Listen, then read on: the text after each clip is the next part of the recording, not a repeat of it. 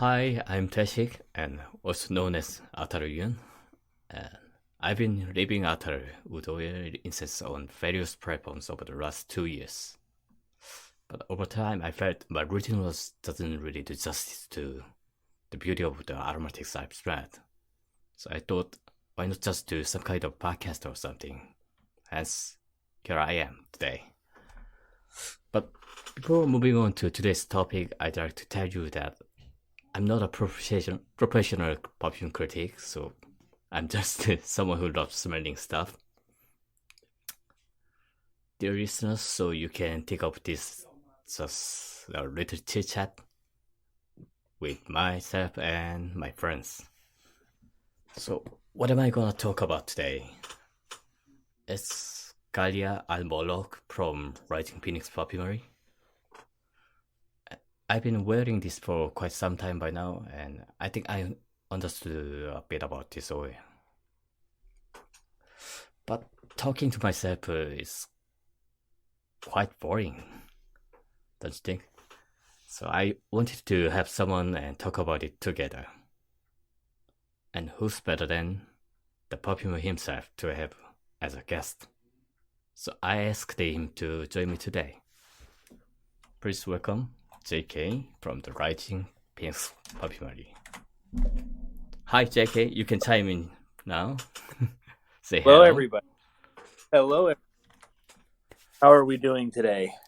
We are doing great, and I'm very excited to have you here. I am equally excited.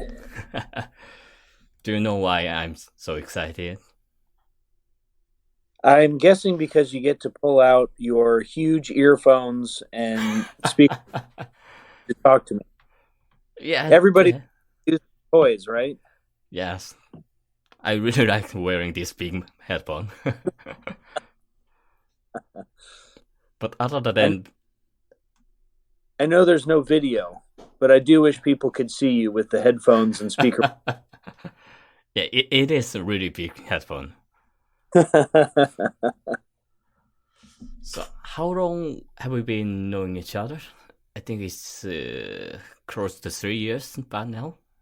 At least 3 years, I would say, yes. And the more I know about you, the more I appreciate you as a perfumer. Well, and the more I know about you, the more I appreciate you as a friend. So I appreciate that. Thank you. Do you remember the first time when I bought something from you? I'm not sure. Remind me. I think I sent you a mail that I want to introduce your brand in South Korea. Mm-hmm. And we talked a while, and then you decided to send me a bunch of stuff. Mm-hmm. That sounds familiar. And you drowned me with tons of stamps. I was thinking, what's wrong with this guy? I didn't ask for this much. Sorry. So I felt obligated to review all of the oils you've sent me, and I reviewed quite a lot of products from you afterward. Well, I'm sorry to make you feel so. It's okay. That was not my intention. It was fun, but still there are more ways to review. I haven't talked about them yet.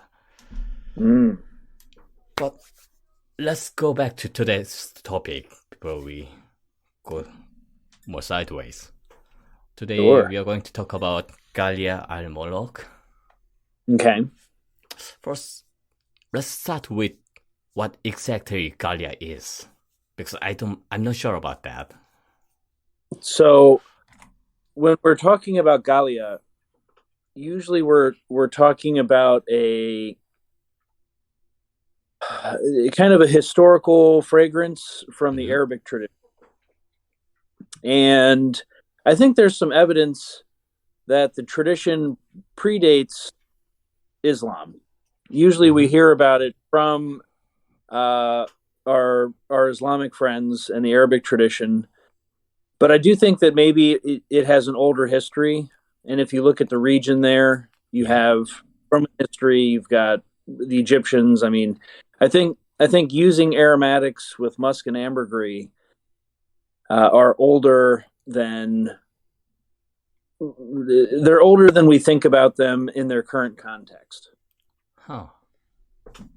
And so Ghaliyah would have been fragrances that were made for, we would call them kings, they would call them sultans. Yes. Uh, and they usually had the most precious, most expensive aromatics that were in them. Things like sandalwood, agarwood, ambergris, musk, saffron. Uh, rose was not there in the Middle East 2,000 years ago, but I think by the 700s or 800s it would have been established there. So I think Yeah. in that sense, rose would have been part of the Ghaliyah tradition, but not necessarily in forms predating Islamic Ghaliyah. Oh, that I didn't know about that. Yeah, roses came from India and were later moved up into the Middle East and Europe. And it's my understanding that roses in the Middle East actually came down from Armenia. So when we talk about Taif rose was transplanted into Saudi Arabia from Armenia, modern day Armenia. Huh. All the way from That, Armenia to Arab Emirates. Wow. that's as understanding. And the same rose that's grown in Taif is still grown in Armenia. Part of how I've learned some of this history, I have a student in Armenia, and she has her own company that she started. But one of the things that she produces some for me every year is an Armenian rose. And so as we were doing some studying, that's where she picked up that the rose that they grow there in Armenia is the one that was transplanted into the Middle East. And I don't think that was done until about the 800s. Oh. I'm not sure if there's been rose prior to 1200 years ago in the Middle East. I could be wrong, and there could be different information, but that's my understanding. Oh, that's fascinating. So, is the varietal in Armenia and varietal in type is the same? Yeah. So the Armenian rose oil that I occasionally have in the shop is the same rose. If you look at it, it's the same rose that's grown in Saudi Arabia. Oh. The smell is going to be different because of what we call terroir. Yeah. Terroir is usually used in the wine industry and talks about the soil and the climate and the elevation. It's a combination of all the factors that go into affecting how something is going to in the wine world, how something's going to taste, but in this case, in how something's going to smell. Yeah. And now it's used in many other industry like tea and coffee, chocolate. Yes, and it's a term I use a lot that I find a lot of people still are unfamiliar with. Oh, really? Yeah. Oh. So, in my understanding, Ghaliyah always contains rose and wood. And I think every major perfume house released several rose wood combos by now. Yes, So, I think it's usually going to contain rose and oud, although I think you could substitute other florals for rose. Maybe that would break a little bit with tradition. It can be done. So, can I see Ghaliyah as a blend of most precious materials in the world? Yes. Oh. And it seems most of Ghaliyahs I've smelled so far doesn't have the top middle base note structure that we often see in Western perfumes. But it still has multiple dimensions to it. Can you explain why that is? Yeah, I think part of it is when we talk about perfumery, and you mentioned Western style perfumery. Yeah. Western style perfumery is really French and British style perfumery. Yeah. But they're not the only styles. You've got, kind of Middle Eastern, Gulf or Khaliji style perfumery. You have Far Eastern styles of perfumery. You also have different styles of perfumery through time. And so the structures aren't always the same. I'd say that's the first thing. The second thing is that when you're talking about Middle Eastern style perfumery, there's not a whole lot of materials that are used that we would consider top notes. So a lot of those fresh herbs, that we think of like culinary herbs. Yeah. It's funny in Asia, when I'm in Japan, they usually call those Western herbs. Yeah, I can understand that. Which I never, it's like I live in the West. To me, they're just herbs, but they're not part of the culinary tradition. The same herbs are not part of the culinary tradition over in the East, and so they call them Western herbs. That's part of it. Part of it also is there's usually a lack of citrus notes, which are used heavily in the West as top notes. But in Arabic style perfumery, you usually don't find many citrus notes as top notes. Huh. When I think of a Middle Eastern perfume, there's really not much citrus notice other than just frankincense. Yeah, there's no bergamot, there's no orange or lemon, there's no petit grain, there's no. So a lot of those notes are lacking in this style of perfumery. And with that, I would also say that especially when you're working with natural materials, all natural materials are going to have a top, middle, and base note. Something like a lemon oil is going to be mostly top notes, but there's more than just top notes in it. Oud is going to be very base notey, but it's going to be more than just base notes. Yeah, that can be a perfume itself. Right. And so part of the lack of that, top heart base is the fact that natural materials already kind of contain these transitionary phases over time that we usually try to illustrate in top, heart, and base. That's a wonderful explanation. Thank you. My pleasure. So there are tons of Ghaliyahs in the market, and I want to know what you wanted to achieve with this brand. What makes the Ghaliyah that I make different, you mean? Yes, that can be one. Or maybe a question. Maybe ask it again. Let me see if I get it, if I understand it correctly. There are tons of Ghaliyahs in the market already, and you made several versions of Ghaliyahs in your style. And what did you want to achieve with this Ghaliyah al Molouk? So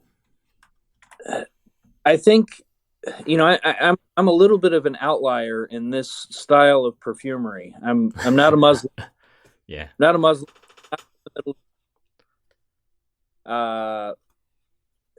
So I think my perspective on it is sometimes a little different. And I remember once it's always stuck with me. I'm American. I'm mostly of European descent. I've got some Puerto Rican in me as well. maybe a little bit of indigenous Puerto Rican that's in me, the Barique. And so I remember once you told me that smelling my perfumes smells like a Japanese person who moved to the United States who then makes perfume. Yes, I said that. Yeah. And my background in Chinese medicine, I think, has made me more familiar with foreign markets than a lot of than most Westerners or especially Americans would be. And so I think part of it is the perspective that I bring, American looking at Arabic and Far Eastern style of perfumery. Yes. So that would be in part the answer. The next part would be, you mentioned that I've made a number of different Ghaliyah years. Yeah.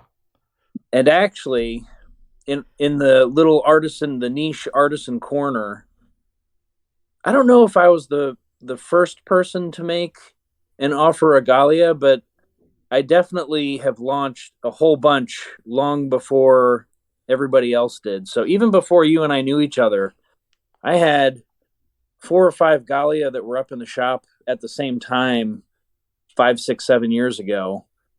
Wow. And since then, I've been making something that I call Ghaliyah al Molouk, which is more saffron centered.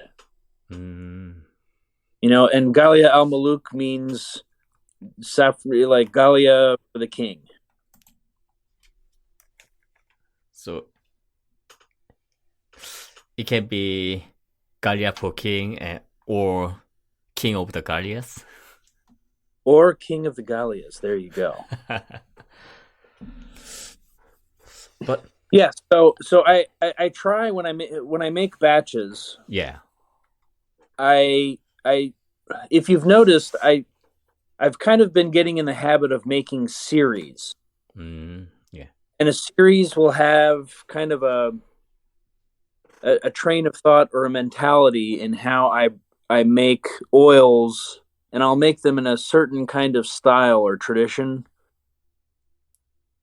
And so when I make the Ghaliyah al Molouk, each Ghaliyah I make, I intentionally try to make a little bit different.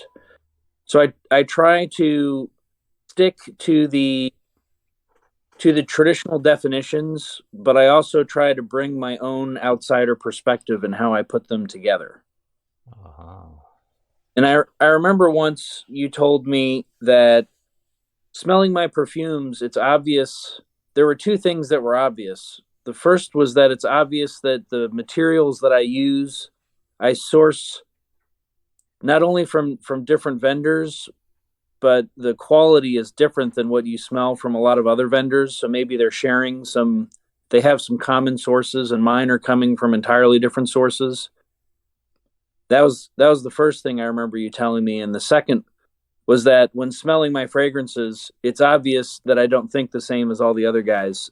And I think that's kind of my outsider perspective and how to put the fragrances together. Yeah.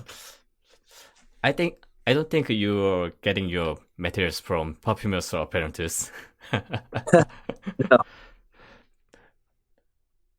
I can get many materials from that website quite easily. Yeah.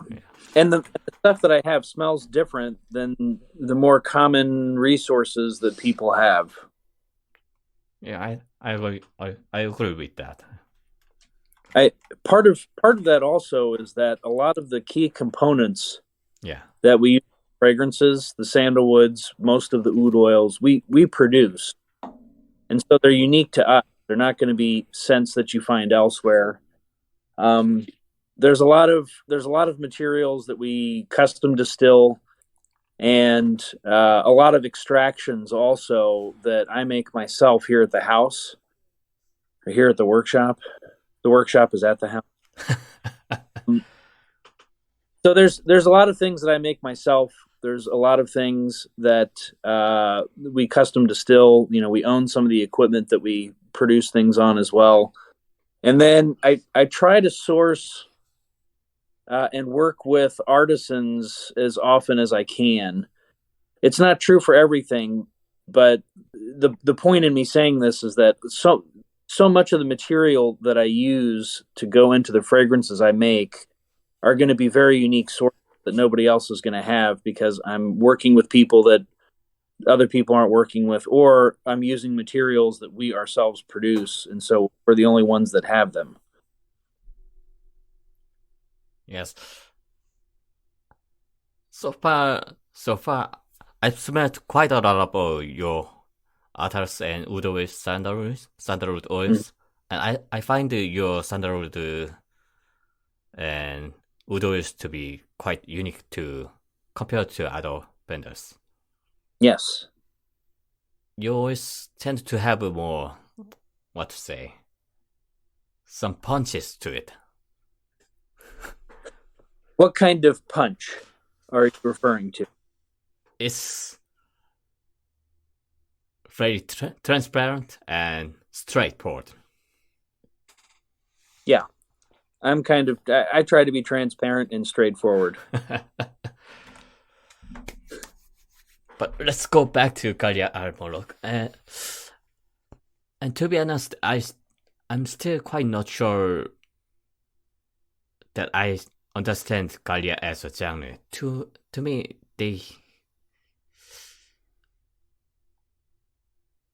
each Ghaliyah doesn't smell very different to me. They tend to smell very murky and crowded to my nose. Okay. Would you say the Ghaliyah that I made smells murky and cloudy? In some sense, but Yeah. still, I'd say your Ghaliyahs smell more clear, Okay. but still has some murky and cloudy quality to it. Right. I think part of that is, and when you say they all smell that way, I think part of that is because even though it's not a fixed recipe, Yeah. it could be a select group of ingredients. Mm-hmm. And so it tends to be sandalwood, oud oil, ambergris, musk, rose, and oftentimes saffron and maybe a little bit of frankincense. And again, that's my perspective on it. I'm sure sometimes if you're talking to some of my Muslim colleagues, they reference texts that are oftentimes in Arabic that I don't have access to. Yeah.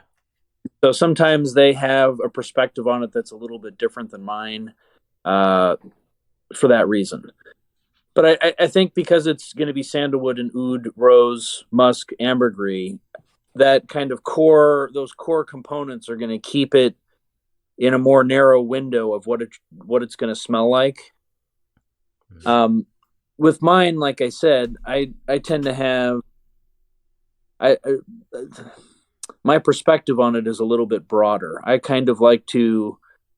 I don't want to say I want to break with convention. I just come at the convention from a different angle.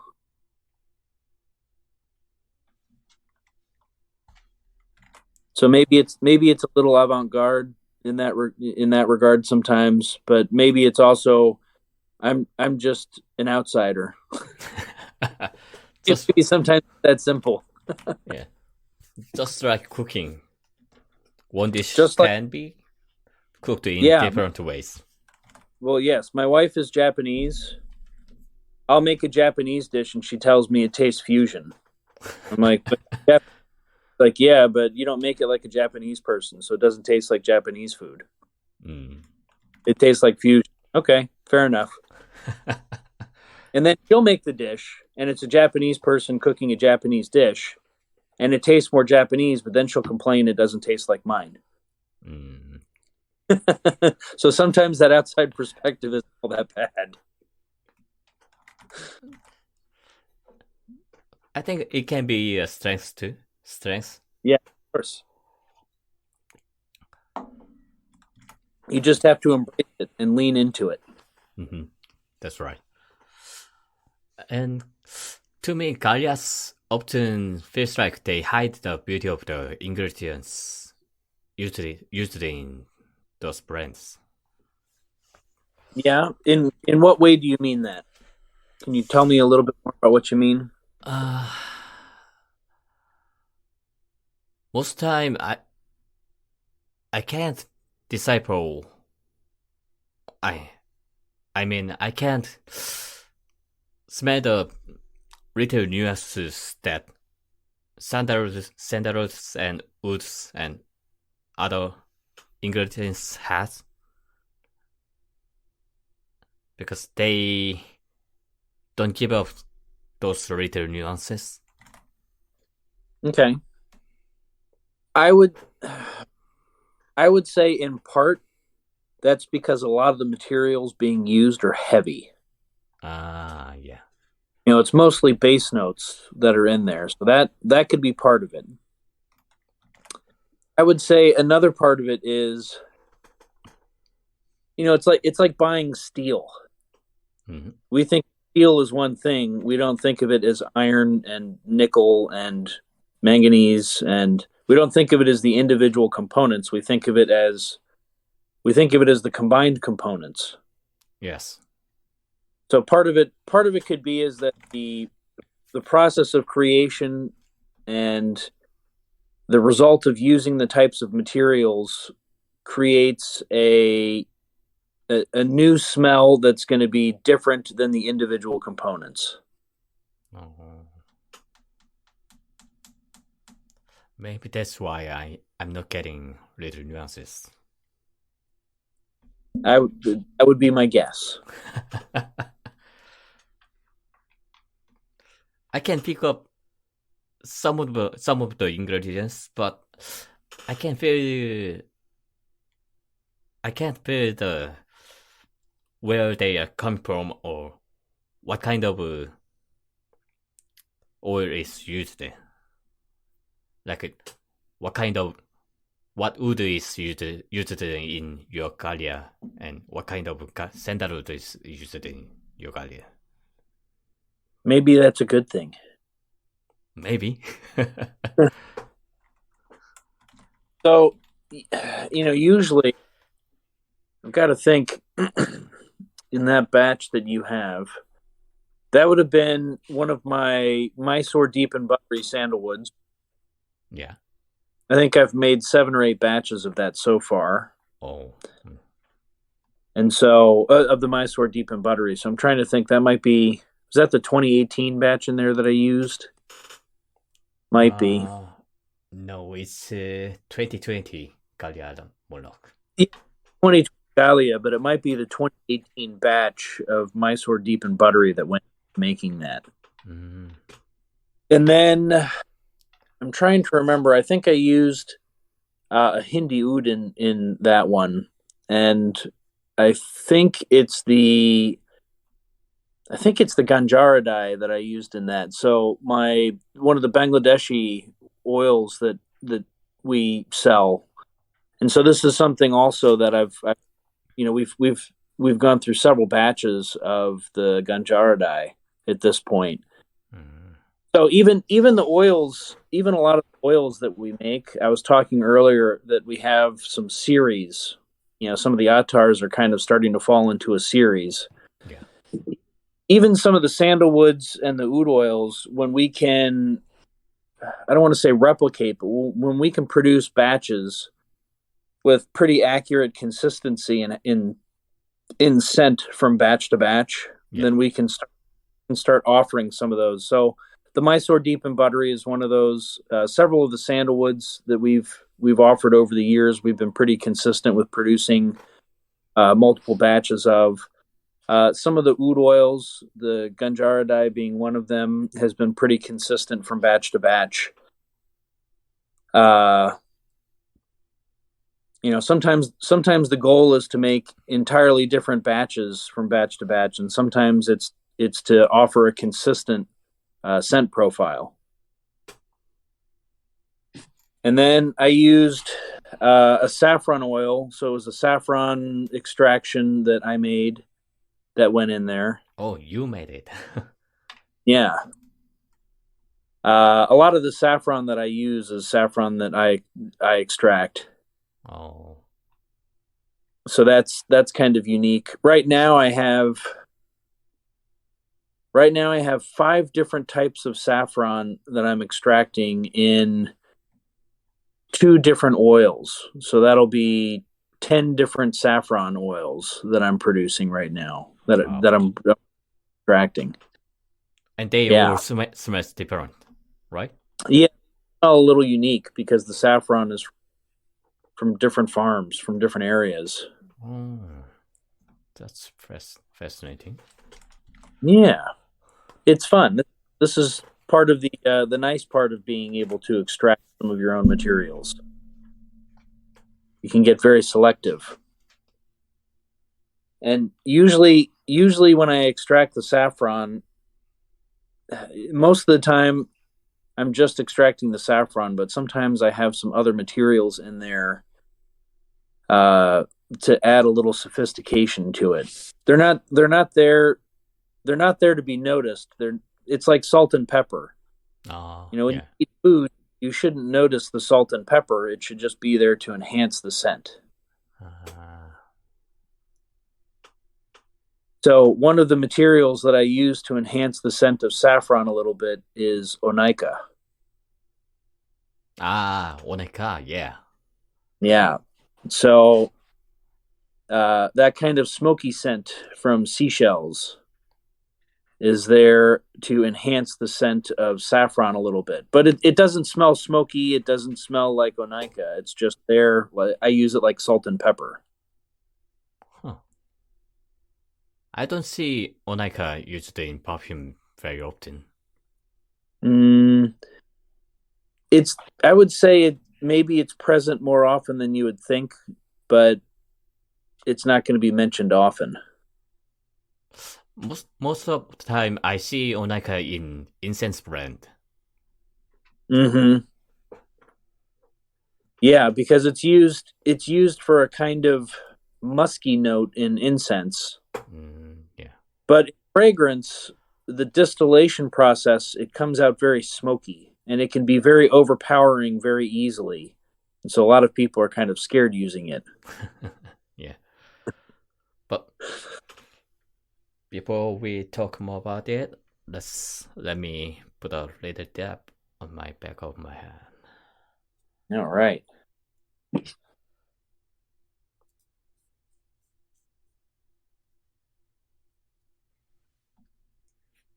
Oh, I can already smell it. Wow. Well, nice. That It's strong. It's really strong. yeah, the saffron in it, I think, here.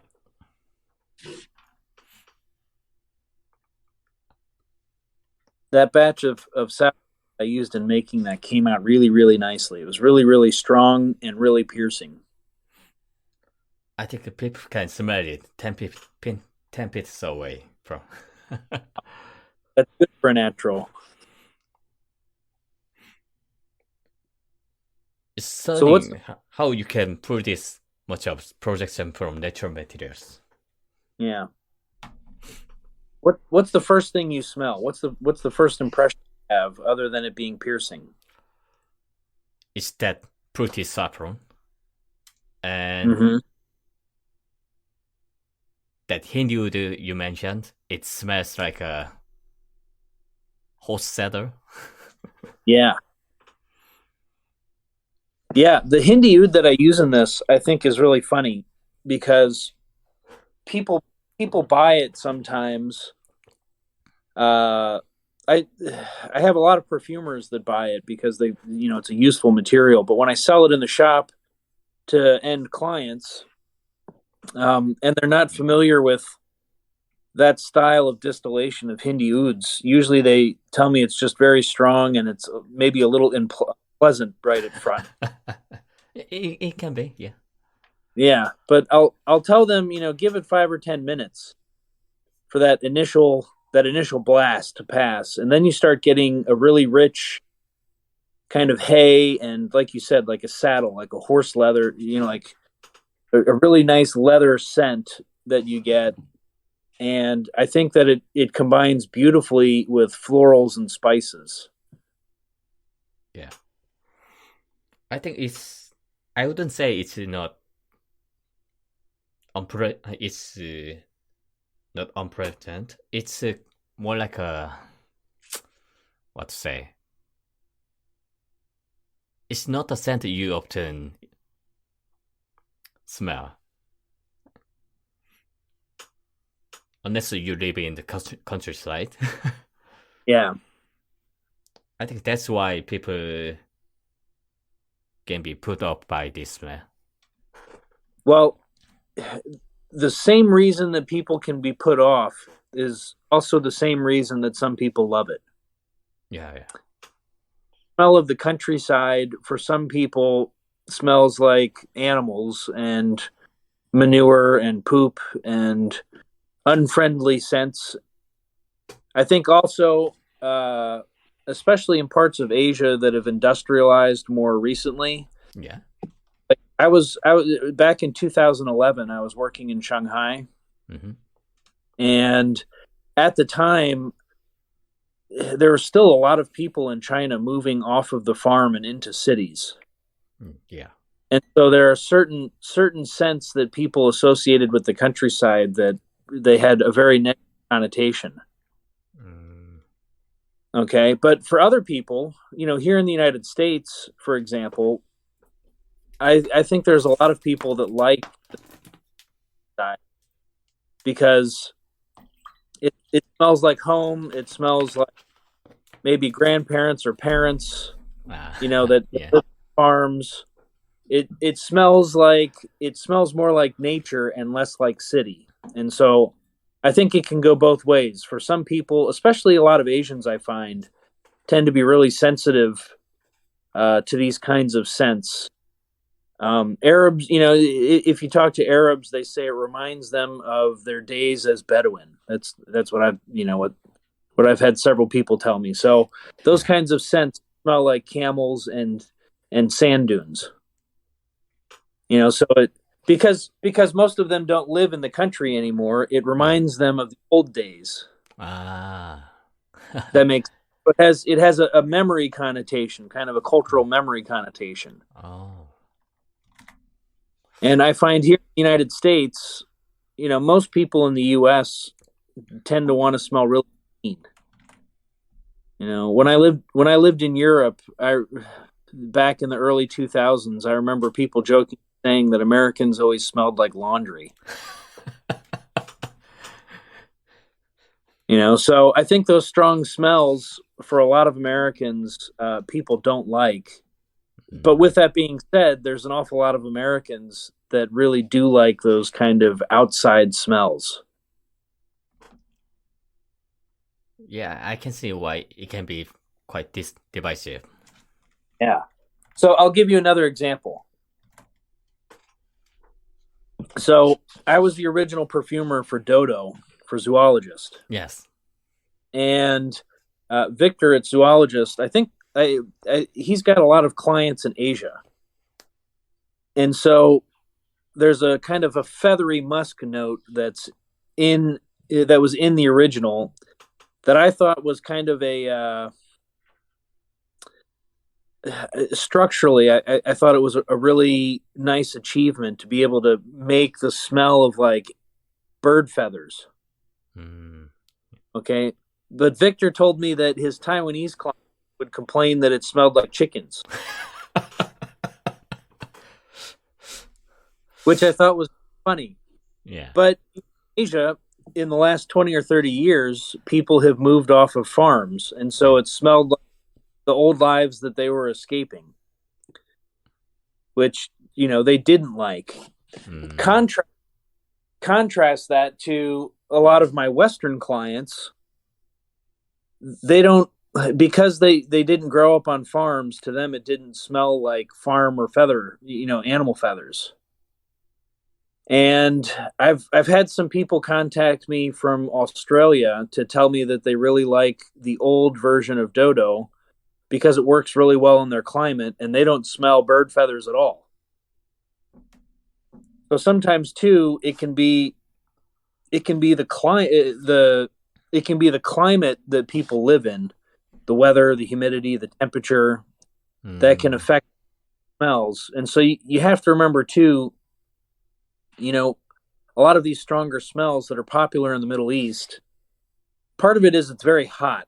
And so you need stronger, heavier scents to last a long time. This is going back to days before synthetics, right? Yeah. So part of it is needing these heavier scents so that they last longer. That's part of it. Part of it is that, parts of the Middle East are very dry, but parts of it also, even though maybe it's a desert environment, can still be very humid. So it's a combination of either dry heat or humid heat. And the humid heat that you have in the Middle East is different than tropical humidity. I don't know how to describe it unless you've been there, but it's like I live here in the southeastern United States and it gets very humid. Yeah. But the humidity here is different than the humidity I've experienced in the Middle East, and it's different than the humidity I've experienced in Asia. So it's not just about humidity, it's more than humidity. It's the actual environment, I think, that the humidity is in. And so, if you live in a place that's not like that, I can understand why the perception in one place is different than the perception in another. And there's modern environments. There's genetic side of it. Yeah. Too. Well, and it's funny too. I ship out products to 55 or 60 countries every year. And it's because I'm sending the same, it's the same oil that's coming from me that goes out to different places. And even I noticed, I talk to customers in different countries and environments, their perception of the scent can be different. And so some of it, I think, can be cultural perspective. Some of it is a difference between individuals, but then it's also a difference in climate. Yeah. And so, and even like diet, local diet, can affect your skin. And so that can impact. Yeah, that's true. Yeah. So, I hear from different people, for example, I don't remember the oil, but I've got some clients in India that will tell me that there's one oil that I buy that doesn't perform very well there. But it's the only place that I hear from people that tell me it doesn't perform well. And so I think part of it is the climate. Part of it can be the diet. It's like the heat, the humidity, and then also their skin chemistry is a little bit different. And so it doesn't seem to work as well there, but everywhere else it works fine. I guess you can't just calculate that into formula. Yeah, you can't. Sometimes things just work and sometimes they don't, and there's no way of knowing until you make it. Yeah. Oh, now I'm getting more of a musky note. Kind of spicy musky. And it's getting very sweet.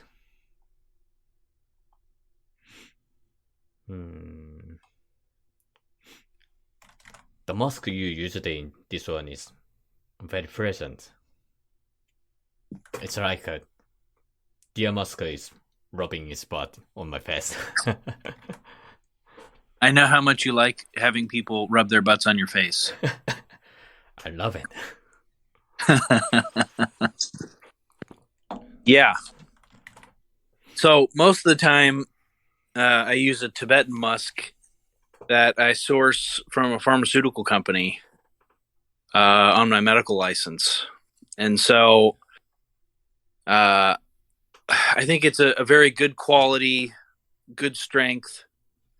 And in this Ghaliyah, I use a high dose, which I think is why it smells maybe a little more strongly animalic. Yeah, it's quite animalic. Yeah. It's really funny. Towards the beginning of the conversation, we were talking about differences in Western perfumery as opposed to Arabic and Far Eastern. So in Western perfumery, the old adage about animalic ingredients is if you can smell it, you've used too much. Huh. Yeah. Okay, which is why in most Western style perfumes, they don't get very dirty smelling. No animalic scents. Mm. In Arabic style perfumery, generally, if you can't smell the animalic, you haven't used enough. So that's part of that difference in cultural expectation. I think Asian perfumery also has the same aesthetics to Western perfumery in terms of Yeah, usage of animals. I think in Asia there is a very strong sensitivity to anything that smells like animals or the bathroom. I I agree with that because most of people that I meet really don't like udors and musky scent. Mm-hmm. I remember when I was working in Shanghai, one of the things that I thought was very, very funny. Here in the United States, in bathrooms, a lot of times there's really terrible artificial, fragrance that they have in bathrooms. Yeah. It smells terrible. When I was in China, there would be incense burning in the bathrooms. And my friends thought I was really weird because I always really liked the smell of bathrooms. So it was the combination of that kind of dirty bathroom smell with the scent of incense that I found to be very appealing. Huh. My friends thought I was very strange because they're like, it smells like a bathroom. And I'm like, yeah, but it's like they would have some kind of sandalwood or agarwood burning, maybe something with a little bit of spice, and then you would have the smell of, people going to the bathroom. But to me, it smelled really pleasant. I didn't know they burn incense in bathrooms. Yeah, it would usually be at nicer places. Um, and keeping in mind this was 2011, so a little more than 10 years ago now. Yeah. We would go out to friends, we would go out to bars or clubs, and it seemed like in the bars and clubs at night, they would burn incense in the bathrooms. That's. I thought it was fascinating. I still think about it to this day. I thought most of Asian countries don't burn incense other than ritual occasions. Yeah. No, I noticed in Shanghai it was being used in bathrooms just to scent and clear up the smell of bathrooms. It wasn't everywhere, like I said. It was in nicer places, and usually it would be in the bars and clubs that we'd go dancing, and I'd go to the bathroom, and I'm like, they'd have a big incense coil that was burning. That would probably burn for 4 hours.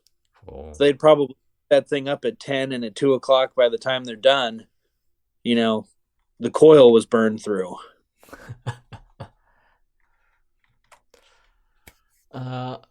You said you used the Tibetan musk in this one. Can you tell Correct. me more about? Can you tell me about the differences between Tibetan musk and Siberian musk and Mongolian musk? Because So most of the time, when I see musk in natural perfumes, they are almost coming from Siberia. yeah, I think people have easier access to Siberian musk, and that's why. Mm. And the Siberian, I think the difference in scent tends to be focused, or it tends to be a result again of terroir. Mm-hmm. Different climate, different terrain. The animals have different diet. Yes. Okay, so Siberian musk tends to smell a little pissier. I think it has more of a urine note to it. Mm. Mongolian musk, to me, I think smells a little furry. Mm. And I think part of that too is that most of Mongolia is open plains. Yeah. It's not a whole lot of heavily wooded areas, and so the diet I think is different. Whereas in Siberia, there's more forest and the vegetation is different. And then in Tibet, it's very high altitude, and oftentimes you either have forest or you have plains. And Yeah. so again, I think the altitude and the herbs. I know in the world of Chinese medicine, Tibet is highly valued. Tibetan herbs are highly valued just because of, again, the terroir. The difference in climate and terrain there makes very high quality herbs. And so the vegetation there and the food there that's eaten by the animals, I think, is very. I think it has an impact on how strong and how nice the musk smells. And Tibet also has the very well taken care of environments as well. Yes, there's a lot of untouched environment. Yeah. What's interesting about your Ghaliyah is that it's not very showy, and it's not right off your path. It doesn't very pushy. Yeah, I don't think a lot of my fragrances are very pushy. Because most of our other Ghaliyahs I've smelled almost smells quite offensive. Do you think that's from the oud oils they use? I think so, and musk they use is very animalic and very straightforward. Okay, that could be the type of musk used. That could be the quantity of musk used. Yeah.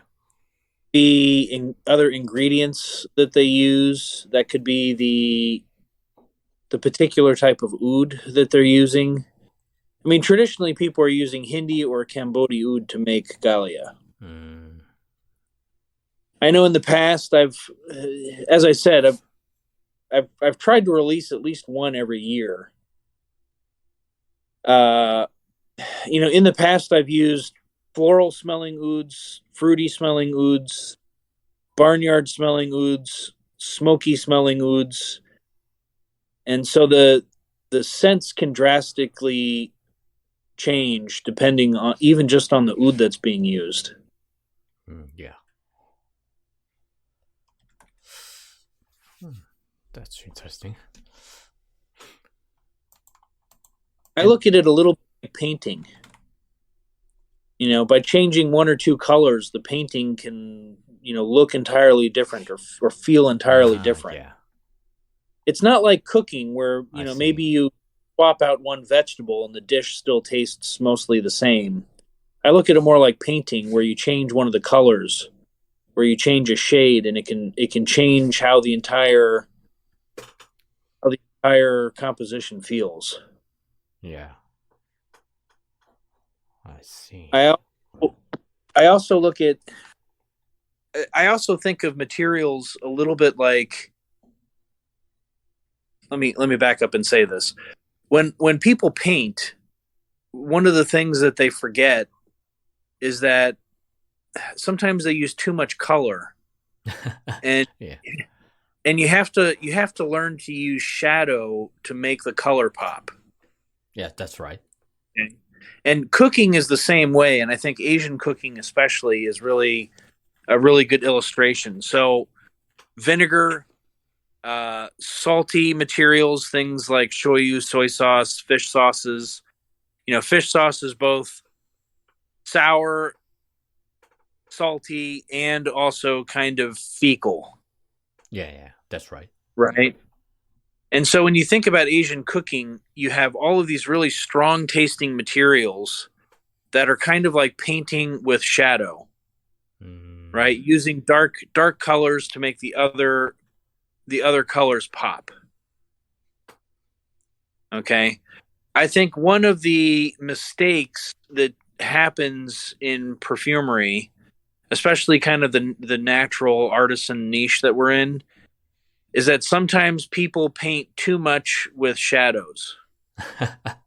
Yes, sometimes they just use the most rare materials and most expensive material and dump it into compositions. Yeah, and I think part of that is because natural materials don't last as long as synthetics. Mm. And so you have to rely on some of these heavier materials for the fragrance to have longevity and depth. Yeah. And so it's a very fine balance of using light and shadow to give not only a pretty picture, but a picture that lasts a long time on your skin.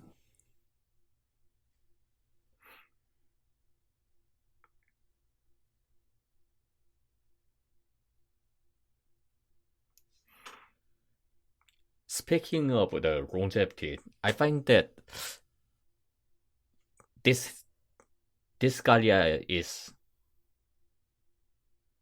has something special quality to it because when I smell it I can still smell it without smelling it in my nostrils. It sticks in your nose, you Yeah, mean? yeah.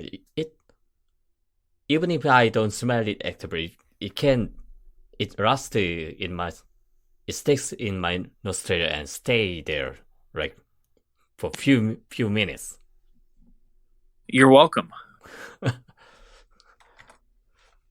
Do you think it's because of the musk you used? I think it is a combination of probably the saffron and the oud. Oh, I think they're persistent, and the way that I make my saffron oils, I think they tend to act almost like bass notes. mm, You know, usually saffron is called a heart, but people will tell me that they can smell the saffron for many, many hours. okay. Yes. In this case, I can smell the saffron in this one for almost 12 hours, 13 hours. Yeah, I think it has to do with how I extract it. Mm. And so I find it acts a little bit more like a bass note rather than the more conventional understanding as a heart note. I think, remember, I said we use onica in it as well. Yep. Onica in incense is used like a musk. And so it's there to bind, but also to give some longevity to the scent. And onica in incense, it's funny. If you smell the raw onica shells, Yeah. they smell. Do you know what I mean when you go to the fish market and the fish market has a scent that's not necessarily pleasant? I know that. That's what onica shells smell like. Okay. Huh. In in Asia, for incense compounding, there's you and I have talked about powder, the preparation method, Yeah. right? There's a preparation method, a kind of a purification method for getting those shells to act more functionally and less like the seafood market. Yes, I heard that Onika need to be fried with rice for 3 hours, like that. I think I heard about that somewhere online. So you're saying it has to be fried with rice? Yeah, to remove Yeah. those species smells from it. Yeah, that could be so dry fried with rice, Yeah, right? yeah, that's right. Yeah. So yeah, it can be wok fried with rice. That's one way. Another way is to steam it with sake. Mm, And so you essentially kind of cook and cleanse out the scent of seafood, like kind of food market. yeah. And then do that, it becomes a very clean, musky smelling material. Mm, So I think there's a couple ways of powdering, preparing it. And then once that's done, it becomes a very clean smelling material. And I think it functions more like musk in that regard. Huh. So there's tons of base notes in this Ghaliyah. I think all the ingredients has quite heavy quality. Yeah. I think another complaint that people usually have about natural perfumery, Yeah. because the materials don't last as long as synthetics, there is oftentimes the mistake is made that people will use too many heavy materials and it ends up just smelling muddy. Yeah. Some of the Ghaliyahs I smelled quite muddy. Yeah, and I think it's because there's an overuse of too many heavy materials. Too much painting with shadows. Yeah. Okay. And too much color has only black color. Right. So I think I think it comes down to understanding how to put materials together so that it has both longevity but also some lightness to it. Yeah. And I think you find the perfect balance in this one. Thanks.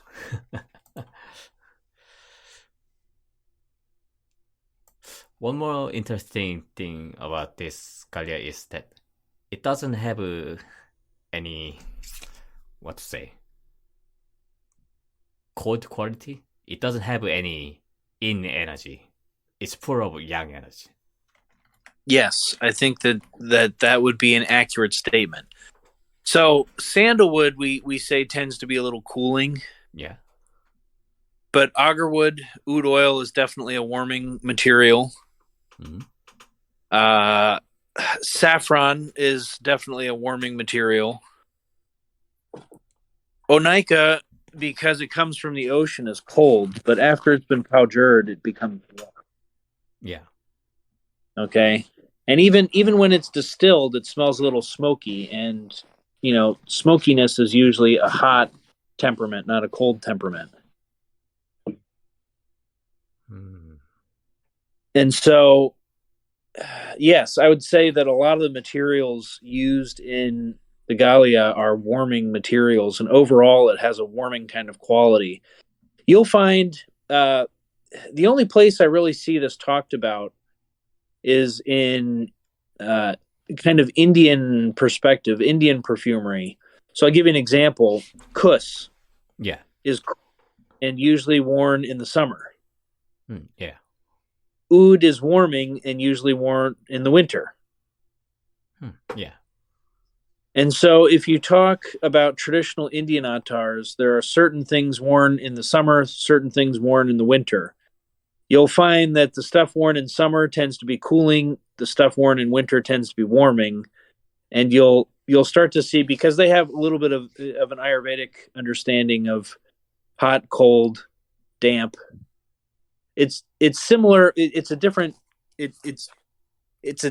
medical system, but I think the understanding is still similar when you're talking about temperaments and the nature of materials. If they're hot, if they're cold, if they're warming or cooling, if they're moistening or drying, that kind of understanding also exists from an Indian perspective, from the influence of Ayurveda on cosmetics.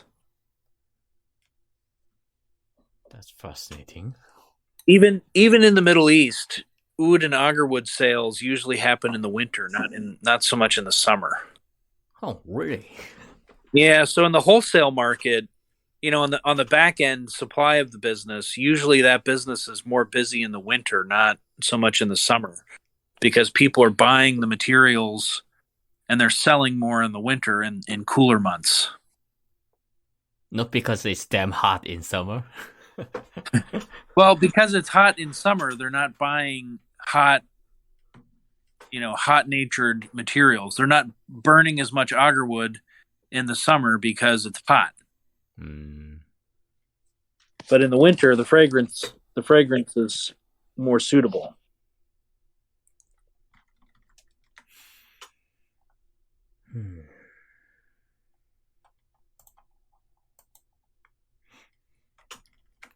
I really like this Ghaliyah, but it's not really like I have to say, but I gotta have it. That much of it like it, but I like it.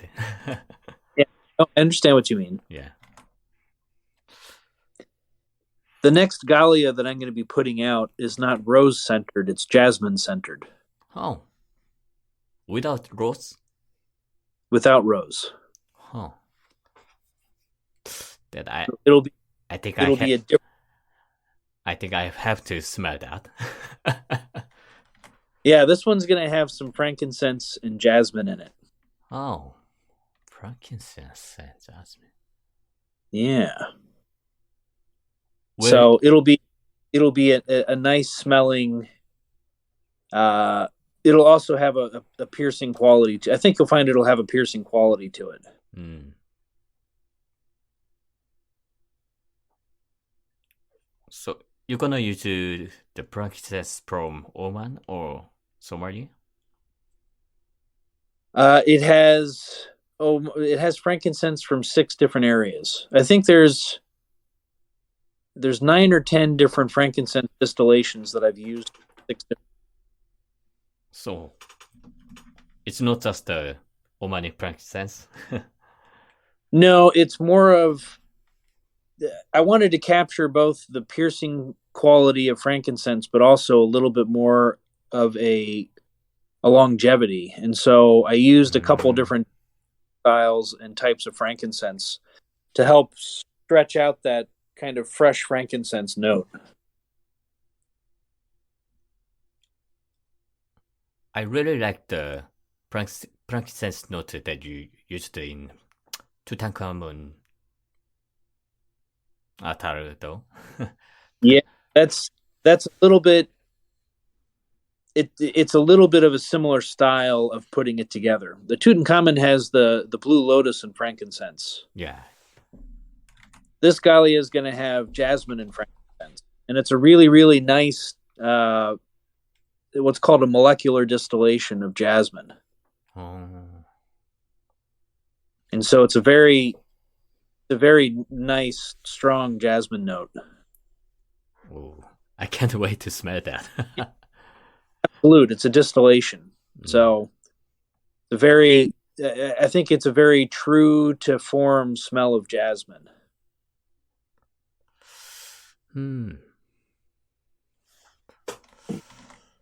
I think I asked all the questions I had about the Ghaliyah al Molouk. Okay. Do you have any other things to talk about this oil? Well, as I said, I try to put out a batch of Ghaliyah every year. Yeah. You know, it's a fixed quantity, so once that batch is sold out, it's sold out. Yeah. And each one I try to make unique. And so even if you were to buy 10 Ghaliyah from me, they would all smell distinctive. They wouldn't all smell the same. They would smell related because it's a style of perfumery, but they would each smell distinct. So people should grab all of your oils. Yes, that's part of it. Part of that is a business strategy, of course. Yeah. If you sell different products, you have different things to sell. Mm-hmm. But part of it also, you know, just like a painter, you know, every painting is a painting, but each painting is different. Otherwise, you would just have one painting to sell. Yeah, that's right. You know, so it's you and I have talked about this when we chat. We talk about the nuance. Yeah. I think all the magic is in the nuance. Yeah, that's and right. So I think the tea world and also the wine world are great places to explore the nuance. Yeah. Because, you know, tea at the end of the day is tea. You have black teas and red teas and white green teas. You can break them down in a class and say that really there's just 5 or 6 different kinds of tea. Yeah, but that's right. the nuance is where all the fun is. And so when you make fragrances, I try to put emphasis on the nuance, what makes it different, and I try to make it obvious enough that you don't have to sit there and study it, in order to pick things up. But I also, the way that I compose my fragrances, I think they also can be a little bit of a meditation. If you were to sit there and focus on it, you really do pick up things that you don't smell in other places. And I think that kind of goes back to what, I mentioned this earlier in the conversation, what you had told me about smelling my fragrances, is that it's obvious that my materials generally are not only very good quality, but they come from different sources than what a lot of other people are buying, because you can tell that they're all using the same oils. Yeah, I Where can tell. with mine, you can tell that they're not the same materials that everybody else is using. I'll say one other thing. Yeah. When people shop online, they usually just price shop. And one area that this is really obvious in my shop is when buying resins. You can find frankincense resin all over the place. And sometimes I get criticism, and people will tell me that my frankincense resins that I carry, and I carry very select frankincense. I don't have a broad selection. I have a very, very narrow selection of frankincenses that I carry. Yeah. And people tell me that my price is a lot more expensive than everybody else's. And I tell them, you're just looking at the price. Yeah. My frankincense you get from me will be different from everybody else. Yeah. And when people try my frankincense, they'll write to me and say, wow, this is a lot better and a lot different than what I've had, other places. And even the people that I work with to buy the frankincense, they're usually harvesting in areas that a lot of people don't harvest from because they're too remote. So I think you can smell the quality, and you can smell the terroir, the difference in terroir. So I'll give an example. Some of the green Omani frankincense that I get, yeah, and green frankincense from Oman, actually over time, it will lose the green color, but it will still be green frankincense. Because it's not just about the color, it's also about the scent. Yes. The Omani frankincense that I get is usually harvested right by the ocean. Okay, it's harvested in a number of places in Oman, but the guy that I work with, the resin is usually collected right by the ocean.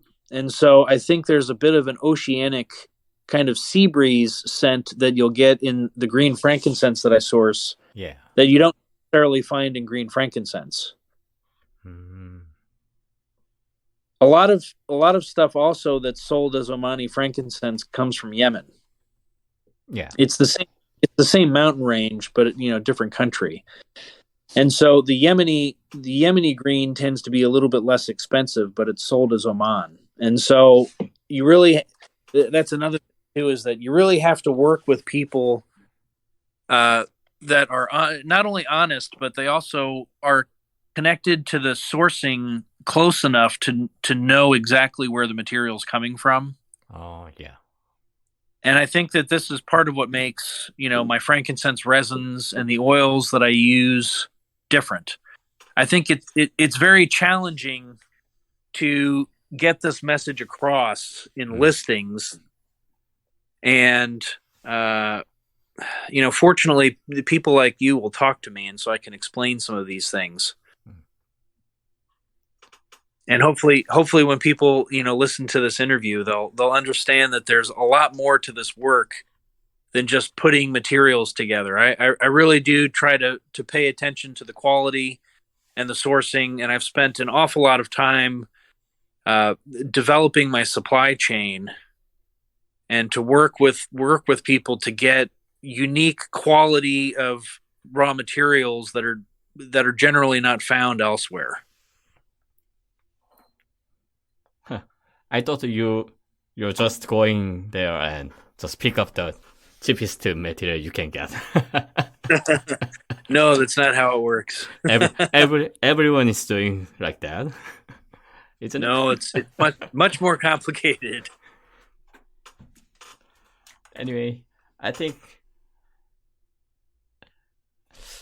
I think this session went quite well, and it's been really fun to talk with you.